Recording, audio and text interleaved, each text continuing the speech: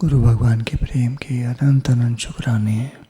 तो हमने पिछली बार ये श्लोक 62 और 63 लिया था, अधूरा रह गया था, उसको लेंगे। विषयों का चिंतन करने वाले पुरुष की उन विषयों में आसक्ति हो जाती है।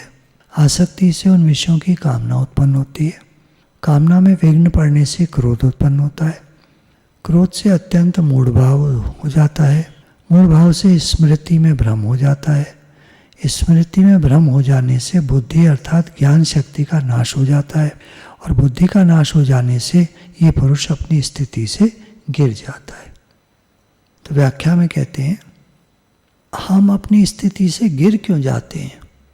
सत्संग में जब हम आते हैं तो हमारी एक स्थिति बनती है और हम अपने को एक अच्छा आदमी, एक जो भी समझने लगते हैं। लेकिन जब कारण आता है और हम अपनी स्थिति से गिर जाते हैं तो समझ में आता है कि हम तो कहीं भी नहीं हैं। हम तो सोच रहे थे अपने को पता नहीं क्या, लेकिन हम तो कुछ भी नहीं है, जीरो पे ही खड़े हैं। तो होता क्यों है ऐसा? तो यहाँ व्याख्या में कहते हैं, भगवान के परायण न होने से, आप देखिए ध्यान दीजिएगा, हम अपनी स्थिति से गिरते क्यों हैं? भगवान के परायण न होने से, भगवान का चिंतन न होने से क्या होता है? संसार का चिंतन होता है, और संसार राग द्वेषात्मक है। तो हम राग द्वेष के चक्कर में फंस जाते हैं और अपनी स्थिति से गिर जाते हैं। राग और द्वेष ये दोनों तीखी तलवारें हैं, दोनों गिराने वाली, मारने वाली। तो भगवान के परायण न होने से, भगवान का चिंतन न होने से विषयों का चिंतन होता रहता है, संसार का चिंतन होता रहता है। कारण के जीव के एक तरफ परमात्मा है, एक तरफ संसार है। बड़ी बारीक लाइन है, एक तरफ संसार है, एक तरफ परमात्मा है। अभी हम ज्ञान की बातें कर रहे होंगे, सब सत्संग की बातें कर रहे होंगे, भगवान की बातें कर रहे होंगे, और इतने में एकदम संसार की बातें कब शुरू हो जाती हैं पता नहीं चलता। इतनी बारीक रेखा है। तो जब हम परमात्मा का आश्रय छोड़ देते हैं और संसार का आश्रय लेकर संसार का चिंतन करने लगते हैं, क्योंकि दो ही हैं, या तो परमात्मा या संसार। भगवान का चिंतन यानी भगवान का भजन हो नहीं रहा तो क्या होगा? संसार का भजन होगा, फिर संसार का चिंतन होगा। संसारी बातें मन में आ जाएंगी और हावी हो जाएंगी। कभी आप देखते होंगे कि हम लोगों पे संसारी बातें इतनी हावी हो जाती हैं कि उस समय कितना भी सोचो भगवान को याद करने का, करेंगे, नाम जप करने लगेंगे, पर वो बात दिमाग में घूमती रहेगी। क्या है ना, अभी हमने आश्रय संसार का ले रखा है, अभी भगवान का नहीं लिया है। मैं भगवान का हूँ, भगवान मेरे हैं, बोला तो हमने बहुत, लेकिन सच नहीं माना है अभी। और सच्ची बात यही है, हम माने ना माने, हम भगवान के हैं। संसार तो एक दिन छूट जाएगा। तो होता क्या है कि संसार का चिंतन करते करते मनुष्य की विषयों में आसक्ति, राग, प्रियता हो जाती है। अब संसारी विषयों में राग हो जाने से क्या होता है? उनका सेवन करने लगते हैं, उन्हीं में रहने लगते हैं। विषयों में, सुखों में रहने की आदत पड़ जाए तो ज़रा भी दुख सहन नहीं होता। फिर विषयों का सेवन, अब चाहे मानसिक हो, हम मन ही मन सोचते हों, चाहे शारीरिक हो, शरीर से सुख लेते हों, तो उन विषयों में प्रियता पैदा हो जाती है। प्रियता से उस विषय का बार बार चिंतन होने लगता है। ये कमाल की बात है, आप ध्यान दीजिएगा। अब चाहे वो खाने का हो, कपड़ों का हो, भोगों का हो, किसी भी चीज़ का हो, कोई प्रिय हमारा विषय हो, उसका चिंतन बार बार होगा, बार बार वो बातें मन में आएंगी, हमको पता नहीं चलता है। और ये बात जाके पता चलती है बुढ़ापे में। बुढ़ापे में व्यक्ति, कोई जो बिस्तर पे लेटा हो, आप अगर पूछें कि भाई क्या चिंतन करते हो आजकल आप, तो वो बताएगा नहीं अपने अंदर की बात। और बता देगा तो आप चौंक जाएंगे कि अंदर में इसके क्या क्या चल रहा है। तो उस विषय का प्रियता होने के कारण उस विषय का बार बार चिंतन होने लगता है। अब उस विषय का चाहे सेवन कर पाए न कर पाए, विषय में राग हो जाता है, और ये राग जन्म मरण में ले जाता है। इसलिए जीते जी हमको विषयों का राग छोड़ देना चाहिए, राग छोड़ देना चाहिए। देखिए विषय तो चारों तरफ है संसार में, शब्द स्पर्श रूप रस गंध, सर्दी गर्मी, सुख दुख, ये वो चारों तरफ चीज़ें हैं। अगर हम राग छोड़ देते हैं, वो कैसे छूटेगा? शुरू में बताया, भगवान के परायण होने से। भगवान के हो जाओ, मैं भगवान का हूँ, भगवान मेरे, तब ये संसारी राग छूटेगा। लिव इन द मोमेंट जो कहते हैं ना, इस पल में जियो, ये भगवान के परायण होने वाली बात है। इस पल में जीना, संसार में अगर कोई इस पल में जी रहा है ठीक है, पर वहाँ तो फिर राग हो जाएगा संसार से, और बात बैठेगी नहीं पूरा। Live in the moment, live in the present है भगवान में रहना। अब विषयों में राग पैदा होने पर क्या होता है? उनको प्राप्त करने की कामना बार बार पैदा होती है अंदर में। भोग मिले, ये वस्तु मेरे को मिले, ये चीज़ मेरे को मिले, पैसा मिले, ये मिले, वो मिले। पैसे में राग हो जाए तो हर समय पैसे का चिंतन होता है। दुकान में, मकान में, व्यापार में राग हो जाए तो उसी का चिंतन होता रहता है। वही फ़ोन आते हैं, वही बातें होती हैं, तो आदमी को नॉर्मल लगता है सब। अच्छा, ये पदार्थ, अनुकूल पदार्थ मिलते रहें, हमारे मन की बात होती रहे तो लोभ पैदा हो जाता है। लाभ से लोभ पैदा होता है। चीज़ मिलती रहे तो लोभ पैदा हो जाता है। और कामना पूर्ति की संभावना में कोई बाधा दे दे तो क्रोध पैदा होता है। हम लोगों में एक अच्छाई का अभिमान होता है, हम सत्संगी हैं ना, हम बड़े अच्छे हैं। जरा कोई कुछ कह दे हमारे बारे में तो क्रोध आता है। अपमान कर दे कोई हमारा, मान सत्कार न करे कोई हमारा, निंदा कर दे कोई हमारी, क्रोध आता है। क्रोध से क्या होता है? मूढ़ता छा जाती है। क्रोध से अत्यंत मूढ़ भाव हो जाता है। मूढ़ भाव, बेवकूफ़ी, अज्ञान, ज्ञान शक्ति का नाश हो जाता है। ज्ञान शक्ति नहीं रहती, और ज्ञान शक्ति, बुद्धि का नाश हो जाने से ये पुरुष अपनी स्थिति से गिर जाता है। अतः इस पतन से बचने के लिए, जो अपनी स्थिति से गिर जाते हैं हम लोग, इससे बचना चाहते हैं, तो सभी साधकों को भगवान के परायण होने की बड़ी भारी आवश्यकता है। हे नाथ, मैं आपका हूँ, आप मेरे। हे नाथ, बचाओ बचाओ, इस संसार से बचाओ। हे नाथ, ये राग द्वेष से बचाओ। हे नाथ, ये मन में आते हैं तो बड़ा दुखी करते हैं। राग भी दुखी करता है, द्वेष भी दुखी करता है। हे नाथ, हे नाथ, हे नाथ। तो ये जो अपनी स्थिति से गिर जाते हैं क्रोध आने के बाद, कामनाएं, क्रोध, लोभ, अहंकार, इनके बाद आदमी अपनी स्थिति से गिर जाता है। तो बचने का क्या तरीका है? सभी साधकों से कह रहे हैं कि भगवान के परायण होने की बड़ी भारी आवश्यकता है। हे नाथ, मैं आपका हूँ, आप मेरे। कहने की बात नहीं, दिल से हो जाए, अंदर से ये बात हो जाए, खाली कहने की बात नहीं है। आगे व्याख्या में कह रहे हैं, यहाँ विषयों का ध्यान करने मात्र से, विषयों का ध्यान करने मात्र से राग, राग से काम, काम से क्रोध, क्रोध से सम्मोह, सम्मोह से स्मृति का नाश, स्मृति के नाश से बुद्धि का नाश, बुद्धि के नाश से पतन, गिर जाता है। ये जो क्रम बताया है, इसका विवेचन करने में तो देर लगती है, बता रहे हैं देर लग रही है, लेकिन हमारे मन के विपरीत कोई बात हो जाए तो एक क्रम सोचने का पूरा टाइम नहीं होता। अचानक कोई बात हुई और अचानक हम अपनी स्थिति से गिर जाते हैं। एकदम से क्रोध आएगा और बस हमें पता नहीं चलता। बिजली के करंट की तरह ये सभी वृत्तियां तत्काल पैदा होकर तत्काल मनुष्य का पतन करा देती हैं, उसी क्षण। सोचने का टाइम नहीं है इसमें। तो अब क्या करना चाहिए? आगे भगवान 64-65 श्लोक में अपनी स्थिति से गिर जाए, पतन हो जाए, तो तरीका तो बताया था। भगवान के परायण होने की बड़ी भारी आवश्यकता है। हे नाथ, मैं आपका हूँ, आप मेरे। इस संसार से मेरा कोई संबंध, कोई रिश्ता नाता नहीं है। शरीर से ही मेरा रिश्ता नाता नहीं है। एक दिन छूट जाएगा, अचानक अचानक मृत्यु आएगी और शरीर छूट जाएगा। हम कौन हैं? हम तो भगवान के हैं, हम तो आत्मा हैं, भगवान से मिलके एक होना है। तो आगे भगवान कहते हैं, परंतु अपने अधीन केवल अंतःकरण वाला साधक अपने वश में की हुई राग द्वेष से रहित इंद्रियों द्वारा विषयों में विचरण करता हुआ अंतःकरण की प्रसन्नता को प्राप्त होता है।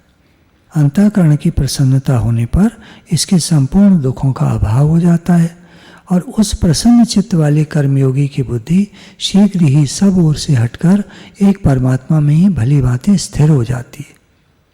अब यहाँ भगवान ने कहा अपने अधीन किए हुए अंतःकरण वाला साधक। अपना अंतःकरण अपने अधीन हो या ना हो कुछ नहीं पता, तो क्या चाहिए? कृपा चाहिए भगवान की। कृपा कैसे होगी? जब हम भगवान के परायण हो जाएंगे। हे नाथ मुझे बचाओ, मुझे बचाओ। हे नाथ, चारों तरफ विषय हैं, राग द्वेष है, संसार है। हे नाथ मुझे बचाओ। कोई कैसा ही हो, कोई हो, क्या करना अपने को? हमारा संसार के प्रति जो अट्रैक्शन है ये पतन का कारण है। अट्रैक्शन भगवान की तरफ हो जाए। जो लोग गुरु को बहुत ज़्यादा मानते हैं वो कहते हैं जब से हम गुरु के सानिध्य में आए तब से हमारा दुनिया से अट्रैक्शन कम हो गया। अब हम अपना काम से काम रखते हैं और जो गुरु ने बताया है नाम जप करना, नाम जप करते रहते हैं। घर का काम करते रहते हैं, नाम जप करते रहते हैं। व्यापार है तो करते रहते हैं, नाम जप करते रहते हैं। खाली कहने मात्र से नहीं होगा हे नाथ मैं आपका हूँ आप मेरे। जैसे हमने कहा हे नाथ मैं आपका हूँ, अब उसको पक्का करना है। अब पक्का करने का क्या तरीका है? भक्ति कैसे होगी? तो शुरू करने के लिए नाम जप है। भक्ति को शुरू करने के लिए, आरंभ करने के लिए नाम जप। पुस्तकें पढ़ना है, श्रीमद् भागवत है, गीता है, रामायण है, भक्तों के चरित्र हैं, तब भक्ति बढ़ती है। नाम जप बहुत जरूरी है, सबका आधार है नाम जप। आगे व्याख्या में कह रहे हैं साधक का अंतःकरण अपने वश में रहना चाहिए। अंतःकरण को वश में किए बिना कर्मयोग की सिद्धि नहीं होती। प्रत्युत कर्म करते हुए विषयों में राग होने और पतन होने की संभावना रहती है। कर्म तो हम कर रहे हैं लेकिन विषयों में राग हो जाता है। इसलिए अंतःकरण को वश में करके तब कर्मयोग का आचरण करें। अंतःकरण वश में क्या हुआ? हे नाथ मैं आपका हूँ आप मेरे। भगवान में लग जाओ। मैं भगवान का हूँ ये पक्का हो जाए, अब कर्म करो। लास्ट में अर्जुन ने क्या कहा कि भगवान मैं आपके परायण हूँ, अब आप जैसे कहेंगे मैं वैसे करूँगा।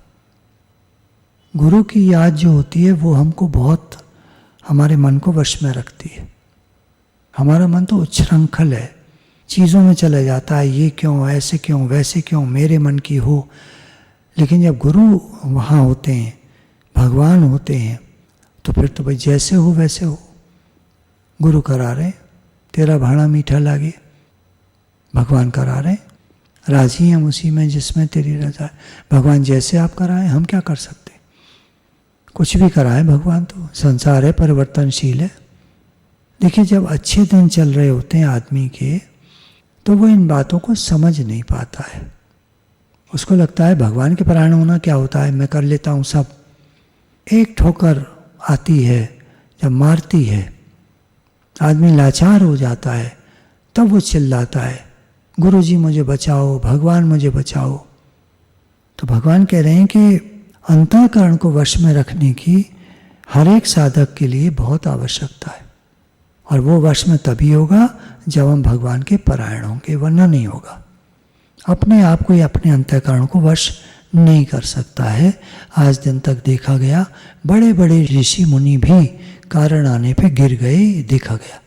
इसलिए जब भगवान ने कहा है अपने भक्त का योग से मैं वहन करता हूँ, ये बात भक्त की संभाल भगवान करते हैं। तो हमें चाहिए कि हम भगवान के परायण हो जाएं। हे नाथ मैं आपका हूँ। व्यवहार करते समय इंद्रियां अपने वशीभूत होनी चाहिए, और इंद्रियां वशीभूत होने के लिए इंद्रियों का राग द्वेष रहित होना बहुत आवश्यक है। इंद्रिय को वश में करना है तो उनका राग द्वेष रहित होना बहुत आवश्यक है। इंद्रियों में राग और द्वेष, करूँगा नहीं करूँगा, बीच का कोई रास्ता नहीं होता आदमी का। या तो करूँगा या नहीं करूँगा, ये राग द्वेष है। खाऊँगा नहीं खाऊँगा, पर खाएगा जरूर, ये राग है। जाऊँगा नहीं जाऊँगा, राग द्वेष है। अतः इंद्रियों से किसी विषय का राग ग्रहण रागपूर्वक न हो। किसी भी विषय को जब हम राग पूर्वक ग्रहण करते हैं या किसी विषय का त्याग द्वेष पूर्वक करते हैं, तो वहाँ हमारे मन में ये दोनों पड़े रहते हैं। राग और द्वेष ये दोनों शत्रु बताए गए हैं, ये दोनों ही पड़े रहते हैं हमारे अंदर में। राग से पकड़ते हैं, द्वेष से छोड़ते हैं, तो दोनों पड़े रहते हैं अंदर में। विषयों का राग और द्वेष दोनों पड़े रहते हैं। और जब राग द्वेष रहित हो जाता है साधक, तो द्वंद्वों से रहित हो जाता है, द्वंद्व से, एक झगड़े से रहित हो जाता है और भगवान तक पहुंच जाता है। न राग न द्वेष, मैं भगवान का हूँ, भगवान मेरे। संसार में न राग न द्वेष, मैं भगवान का हूँ, भगवान मेरे। भोग बुद्धि से किया हुआ विषय सेवन ही पतन का कारण होता है। जो हमारे मन में भोग बुद्धि पड़ी हुई है, राग द्वेषात्मक भोग बुद्धि, वो विषय सेवन जब होता है तो पतन का कारण होता है। तो राग द्वेष रहित होकर विषयों का सेवन करने से साधक अंतःकरण की प्रसन्नता को प्राप्त होता है। राग द्वेष रहित होकर, उदाहरण ले लेते हैं, कोई भी चीज़ खानी है, कोई चीज़ कपड़ा कोई पहनना है, कहीं जाना आना है, कुछ काम करना है, जब तक हमारे मन में इन चीज़ों के प्रति राग द्वेष पड़े रहते हैं तो बंधन बना रहता है। इन दोनों से जब मुक्त हो जाते हैं हम, राग द्वेष दोनों से जब मुक्त हो जाते हैं, तो अंतःकरण में एक प्रसन्नता आती है। मैं भगवान का हूँ, भगवान मेरे हैं, एक प्रसन्नता आ जाती है। ये प्रसन्नता गीता के अनुसार, भगवान के अनुसार, एक मानसिक तप है जो शारीरिक तप से कहीं ऊंचा है। शारीरिक तपस्या करते हैं ना, कहीं पहाड़ों पे बैठ करके, पत्थर पे बैठ करके शारीरिक तप करते हैं, तो उससे ऊंचा है मानसिक तप। कैसी भी परिस्थिति हो, हमें प्रसन्न रहना है। वाह भगवान, बहुत शुक्राने, बहुतों से बहुत अच्छे हैं। बहुत तकलीफ है हमें, बहुत सारी प्रॉब्लम्स हैं, बहुत सारे कई तरह की बीमारियां टाइप की हैं, कई तरह की परेशानियां हैं, पर बहुतों से बहुत अच्छे। स्लम एरियाज़ में लोग रहते हैं बेचारे, कैसे कैसे बदबुओं में रहते, बदबू आ रही होती है बहुत गंदी, वहाँ रहते हैं। कहाँ जाए? इतने शुक्राने हैं, भगवान ने हमें साफ जगह रखा है। तो प्रसन्न होने के लिए कोई ना कोई कारण ढूंढ लेना पड़ता है, कोई ना कोई बात। दुनिया में बहुत दुख है, भगवान बहुत शुक्राना है, आपने हमें बहुतों से अच्छा। हम शिकायतें करते हैं, शिकायत करने की बहुत आदत होती है आदमी की। चिंता करता है और शिकायत करता है। चिंता और शिकायत ये दोनों हमको भगवान से दूर करती हैं। शुक्राना मानना, ग्रैटिट्यूड, ये हमको भगवान के पास ले जाता है। तो राग और द्वेष इन दोनों से संसार के साथ संबंध जुड़ा रहता है। इनको त्याग करके भगवान से संबंध जोड़ें। न राग न द्वेष, ठीक है, जो है सो है, ठीक है, सब ठीक है, सब बढ़िया है। हे नाथ, सबका भला हो, सबका भला हो। हे नाथ, मेरा मन आप में लगे। अब जो हो रहा है वो तो ठीक है, हो ही रहा है, क्या करें। अंदर में जो हमारे राग द्वेष होने लगता है, अंदर में जो हम चाहते हैं ऐसे हो, ऐसे हो, ऐसे हो, ये सब दुख के कारण है। तो अंतःकरण की प्रसन्नता कब होगी? जैसे भगवान रख रहे हैं। हमको क्या पता कितने दुख हैं संसार में। कोई कहता है मेरे तो कई बीमारियां हैं, उसे क्या पता कि दुनिया में 5000 बीमारियां हैं। बहुत अच्छा है, कितने शुक्राने मानने चाहिए। ऐसे हम लोग गलतियां करते हैं। तो हमारे मुख्य पतन का कारण क्या है? संसार से संबंध जोड़ना, वो भी राग द्वेषात्मक। कर्मयोग के आचरण में इंद्रियों का वश किया जाता है, राग द्वेष रहित कर दिया जाता है। हमें तो काम करना है, ना हमारा राग है ना द्वेष है, और वो होगा भगवान की परायणता से। हे नाथ, मैं आपका हूँ, आप मेरे। संतों से हमको गाइडेंस मिलती है, बहुत सारी बातें समझ में आती हैं। साधक संजीवनी जो ये श्रीमद् भगवद गीता की व्याख्या, टिप्पणी, विवेचन, मार्मिक बातें सब जो दे रखी हैं, तो इससे सारी समझ खुलती है। गीता बचपन तो नहीं कहेंगे, 12th पास करके अम्मा जी ने मुझसे कहा कि गीता पढ़ा करो रोज़, एक श्लोक पढ़ के तब कॉलेज जाया करो। तो मैं एक श्लोक पढ़ के जाता था, मुझे लगता था कि मैं पढ़ रहा हूँ, ठीक है, अम्मा जी ने कहा है, तो पूरी पढ़ डाली थी। लेकिन जब गुरु मिले तब याद आया कि तब पढ़ी थी लेकिन समझ में कुछ नहीं आया था। तो सारे शुक्राने हमारे गुरु के हैं, और जो भी हमको समझ मिल रही है, चाहे वो पुस्तक रूप से है या किसी रूप से है, तो उनके अनंत अनंत शुक्राने, अनंत अनंत शुक्राने।